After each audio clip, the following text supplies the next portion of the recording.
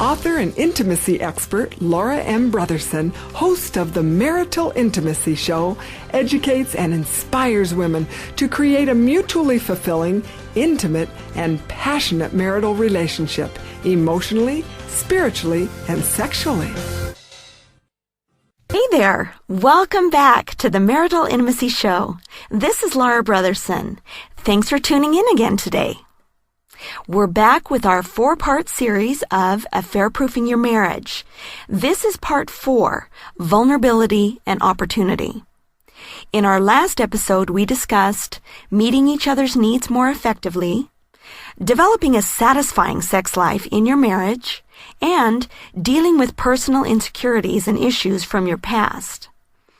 In this episode, the last of our 4-part series, we'll conclude with Number 7, avoiding personal relationships with others of the opposite sex while building friendships with persons of the same sex. And Number 8, setting mental boundaries. Let's get started. So Number 7 is to avoid personal relationships with others of the opposite sex, but do build friendships with persons of the same sex. Remember, vulnerability plus opportunity lead to affairs. So if we can cut out any opportunity for inappropriate intimacies to occur, then we're going to be a lot better off. This would include avoiding personal relationships on the internet and maintaining professional boundaries with coworkers. Think about it. Affairs don't just happen out of the blue. A lot of little, poor choices have to be made along the way before an affair can actually occur. You have to first imagine it. You have to engage maybe in some flirting. You have to respond to invitation to have lunch together. You have to respond to an email they write. You have to read or think about or respond to a text message. You've got to respond to something. It doesn't just show up and, oh my goodness, where did this come from? There are little steps along the way that lead you down a dangerous road that you don't want to go. So staying away from anything that could give infidelity a chance should obviously be avoided. Prevention is always better than repair. Simply avoid spending time alone with a person of the opposite sex. Don't develop emotional intimacy with someone of the opposite sex. You know, these same things that I encourage couples to do to develop their sexual relationship are the things that we need to avoid with anyone that isn't our spouse. These are things like spending time together or sharing your thoughts and feelings with each other, becoming more familiar with each other. These are things that we want to avoid so that they don't lead to additional intimacies. You know, I just want to add in this concept that having a personal relationship with God and a commitment to God is also a protective factor in a marriage. You know, being committed to something higher than even your spouse or yourself really comes in handy in affair-proofing your marriage. It's a commitment to God provides a significant protective factor in marriage. You know, again, in talking with my husband through some of these things and considering this concept of vulnerabilities and meeting each other's needs in marriage and stuff like this, I said to my husband, I said, what would you have done if you had felt some attraction to somebody while I was suffering from postpartum depression back after the birth of one of our children? You know, of course, this was a time when his needs probably weren't being met very well. And it was also a time when I was probably the least capable of even thinking about his needs. And, you know, he said that that's when you make sure you aren't doing things that would create an opportunity, like not going out to lunch alone with a coworker, or not being alone with a member of the opposite sex, or not developing too much familiarity or closeness to another woman. You know, this concept of vulnerability meets opportunity is an important idea. If you're vulnerable, for heaven's sake, make sure you don't have opportunities. And if you have opportunities, make sure you're not vulnerable. One's religious beliefs and being accountable to God is also part of the protective factor here, because my husband is is as much or more concerned about displeasing God as he is about, displeasing me or himself.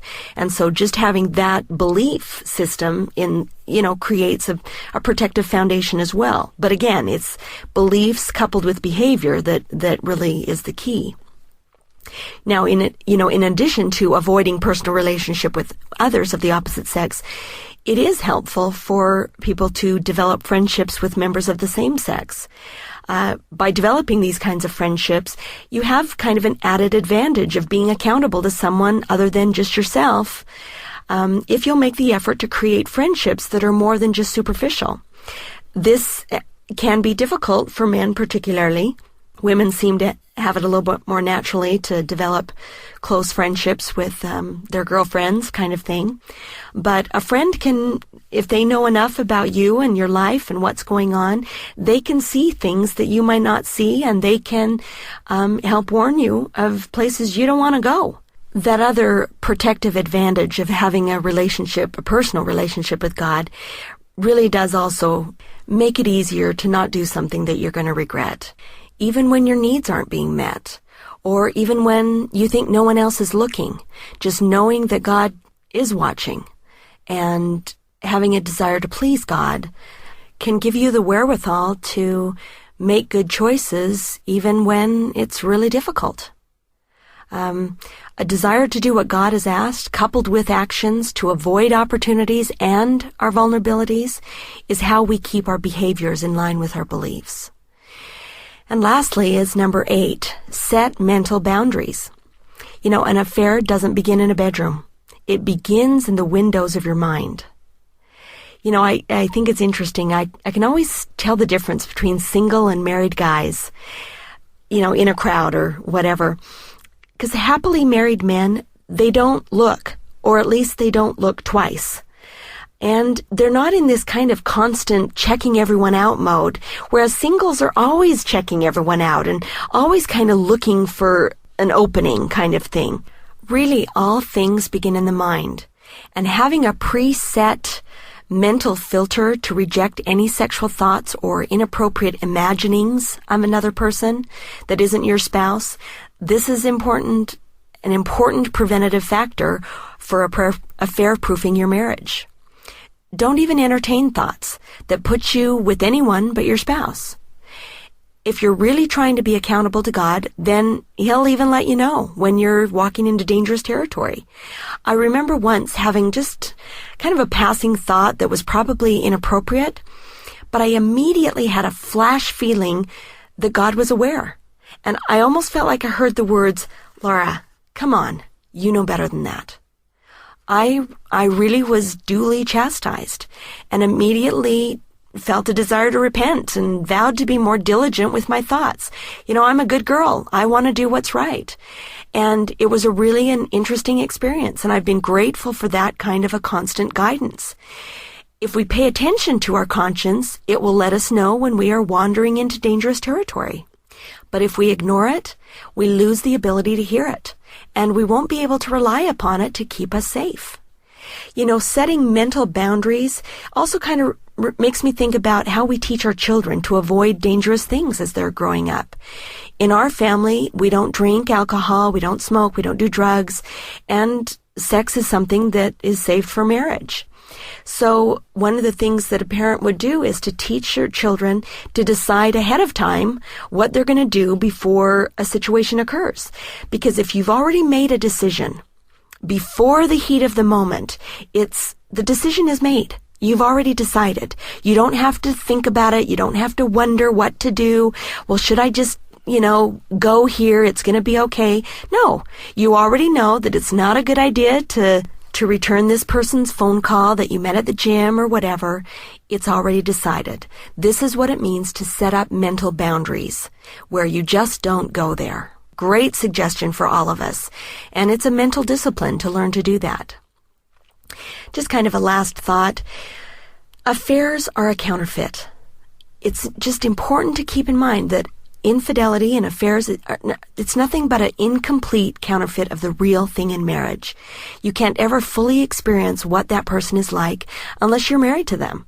which is when all of the realities settle in on the fantasy that often gets created in an affair. Marriage can never compete with the fantasy world of infidelity. In marriage, you have to deal with the full package of life. But in an affair, you have the luxury of being able to deal with only those things you want to. My husband reminded me that it reminds us of something we saw in a movie where a man was having an affair with a woman that he perceived to be all that. But it wasn't until he had lost his wife that he realized all the good qualities that she had that he missed, that this other woman didn't have. And he began to see all of the negative qualities in this other woman that were more than he could stand after a while. So just remember, it's a fantasy. It's not the real thing. I'm a huge fan of marriage and all its exciting possibilities. So protecting your marriage from vulnerabilities and opportunities is what we're looking for, in addition to believing that you can and will have a fully faithful marriage relationship.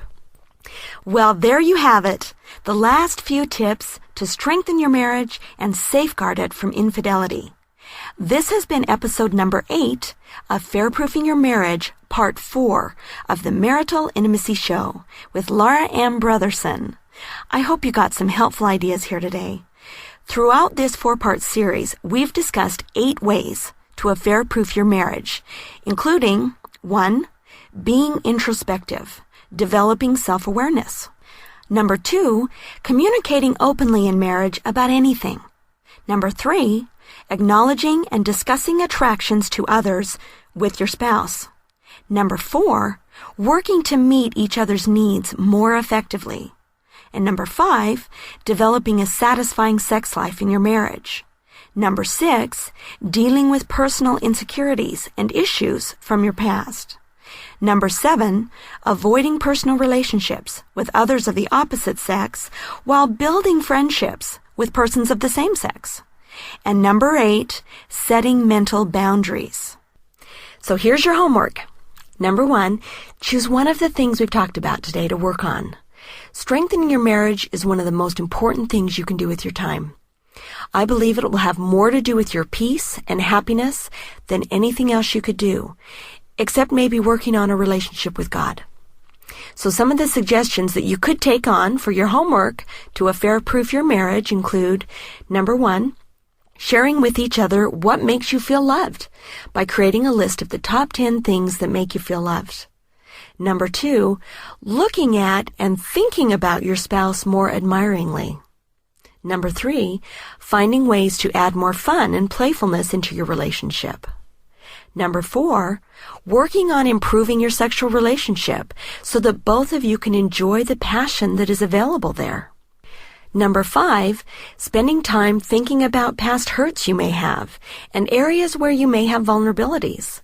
This could be done with the help of a counselor or through journal therapy, just really setting an intention to figure yourself out and to learn more about yourself. Number 6, determine to maintain a constant self-development focus in your life. Number 7, avoid relationships with people of the opposite sex. Number 8, build friendships with members of your same sex. And number 9, set mental boundaries so it will be clear to you what is appropriate and what is not. And secondly, your second homework item is to share with us your thoughts about this podcast and any additional insights you might have gained about this affair-proofing your marriage stuff. You can post your thoughts here on our blog so that others can benefit too, or you can email them directly to me at Laura, Laura, at strengtheningmarriage.com. I appreciate your comments and questions. And lastly, if this podcast has been helpful to you, I encourage you to share it with others so that we can all work together to strengthen marriages. Thanks for tuning in today. I hope you will benefit from the things we've discussed today. And I especially hope these things will allow you to be more confident in protecting your marriage from infidelity and enjoy your spouse and your relationship more fully. You can also learn more at our website, www.strengtheningmarriage.com. In our next Marital Intimacy Show, we'll be discussing the secrets of sexually satisfied wives. You won't want to miss it. We'll see you back here next time for more insights and inspiration for strengthening your marriage intimately. Until then, this is Laura Brotherson with the Marital Intimacy Show. Have a great day.